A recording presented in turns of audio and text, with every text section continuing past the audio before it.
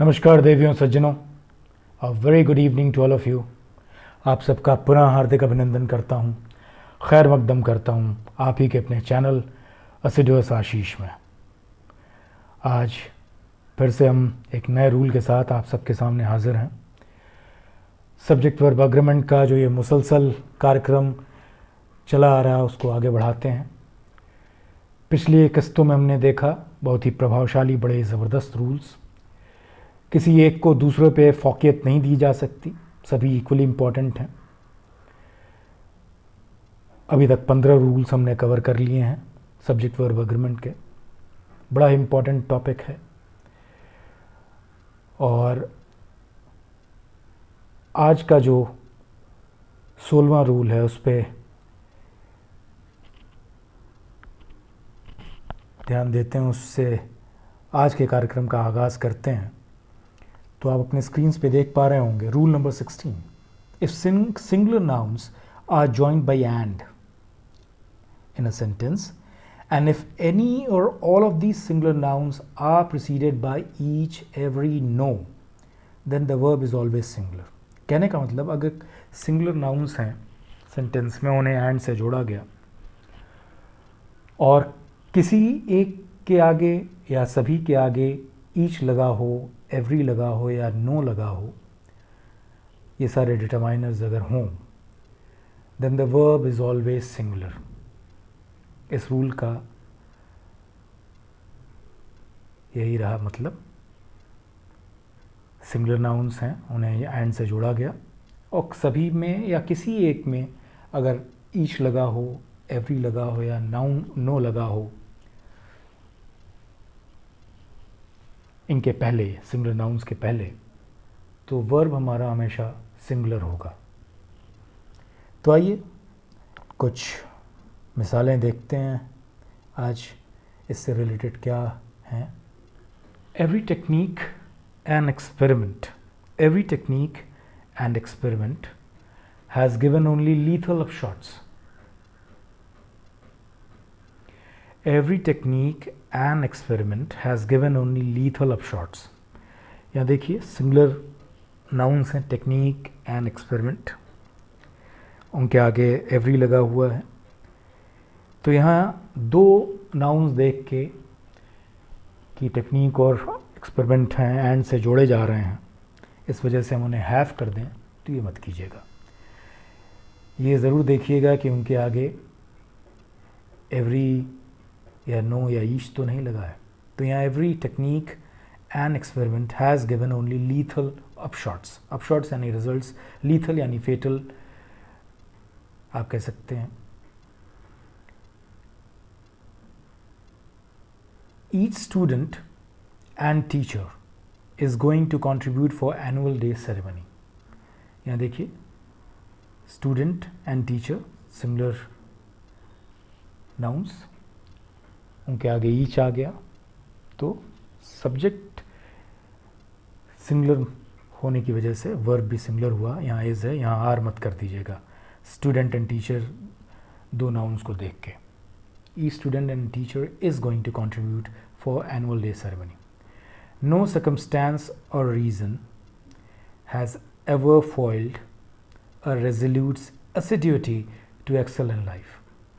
देखिएगा बड़ा ज़बरदस्त एग्जाम्पल है ये। No circumstance or reason has ever foiled a resolute's assiduity to excel in life। रेजोल्यूट्स एसिड्यूटी का मतलब हुआ किसी दृढ़ निश्चयी की, जो डिटरमिन्ड है अपने गोल को, अपने एम को पाने के लिए, उसकी एसिड्यूटी यानी उसकी मेहनत, उसके परिश्रम, उसके डिलिजेंस को कोई भी हालात या कोई भी वजूहात, कोई रीज़न हो, कोई सर्कमस्टांस हो, they can never foil his zeal, his perseverance to excel in life। अगर कोई भी दृढ़ निश्चयी आगे बढ़ना चाहता है जीवन में, कुछ करना चाहता है, एक्सेल करना चाहता है लाइफ में, तो उसकी मेहनत ज़ाया नहीं होती और कोई वजूहात, कोई भी वजूहात या कोई भी सर्कमस्टांस, हालात उसको पीछे नहीं खींच सकते। फॉइल का मतलब होता है किसी अटेम्प्ट को, किसी प्लान को, किसी चीज़ को निष्क्रिय कर देना है, अनसक्सेसफुल बना देना। तो ये एवरी से रिलेटेड रहा। ईच, एवरी या नो अगर सिंगुलर नाउन्स के पहले आ जाएं, वो सिंगुलर नाउन्स एंड से जुड़े हों सेंटेंस में, तो सिंगुलर वर्ब ही यूज़ होगा, प्लूरल नहीं होगा।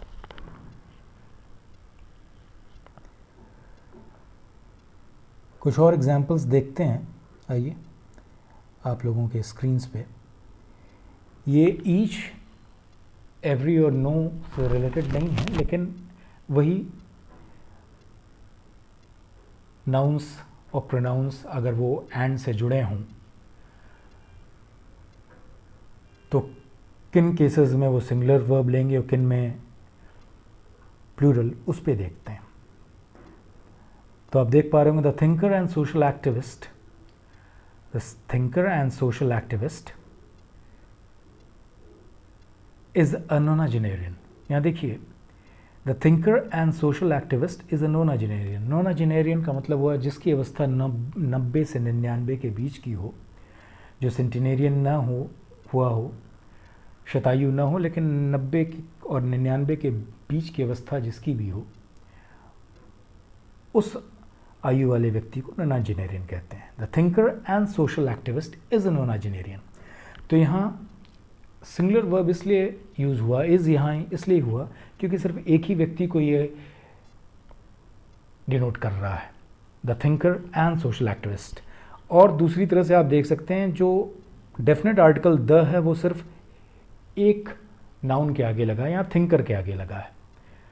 अगर दोनों के आगे the thinker and the social activist होता तब ये आर नोनाजेनेरियंस कहा जाता, तब ये दो लोगों की बात होती। लेकिन यहाँ सिर्फ एक ही की बात हो रही है कि एक ही व्यक्ति है जो कि थिंकर भी है और सोशल एक्टिविस्ट भी है, और उसकी अवस्था इस वक्त 90 से 99 के बीच में, वो नोनाजेनेरियन है।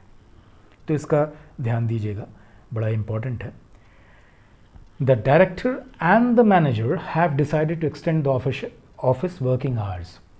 The director and the manager have decided to extend the office working hours. यहाँ देखिए, दो लोगों की बात हो रही है, इसलिए have आया, has नहीं आया, क्योंकि the director and the manager. The actor and producer is still wet behind the ears. यहाँ देखिए, the actor and producer ये दो लोग नहीं हैं, सिर्फ एक ही व्यक्ति है जो कि एक्टर भी है, प्रोड्यूसर भी है। He is still wet behind the ears का मतलब हुआ है कि अभी वो इनएक्सपीरियंस्ड है, इमेच्योर है, नोविस है। The actor and the producer होता तो आर हो जाता, they are still wait behind the years, यानी वो दो व्यक्ति हैं। लेकिन यहाँ सिर्फ एक ही है, एक ही व्यक्ति जो कि एक्टर भी है वो प्रोड्यूसर भी है, तो इसलिए यहाँ इज आया, singular verb. The lyricist and the composer are collaborating for the swan song. The lyricist and composer are collaborating for this swan song. Lyricist गीतकार, कंपोजर संगीतकार, they are collaborating for this swan song. Swan song का मतलब होता है ये अपनी final performance, इसके बाद ये काम नहीं करेंगे, अपनी फाइनल परफॉर्मेंस के लिए कोलैबोरेट कर रहे हैं गीतकार और संगीतकार। स्वान सॉन्ग यानी फाइनल परफॉर्मेंस, ये आखिरी बार लिखेंगे और ये आखिरी बार कंपोज करेंगे, म्यूज़िक देंगे। और यहाँ दो लोगों की बात हो रही है, इसलिए आर आया, और दोनों नाउन्स के आगे आप देख रहे होंगे डेफिनेट आर्टिकल द लगा हुआ है। तो आज ये चर्चा रही, एक इम्पॉर्टेंट रूल था सब्जेक्ट वर्ब एग्रीमेंट का।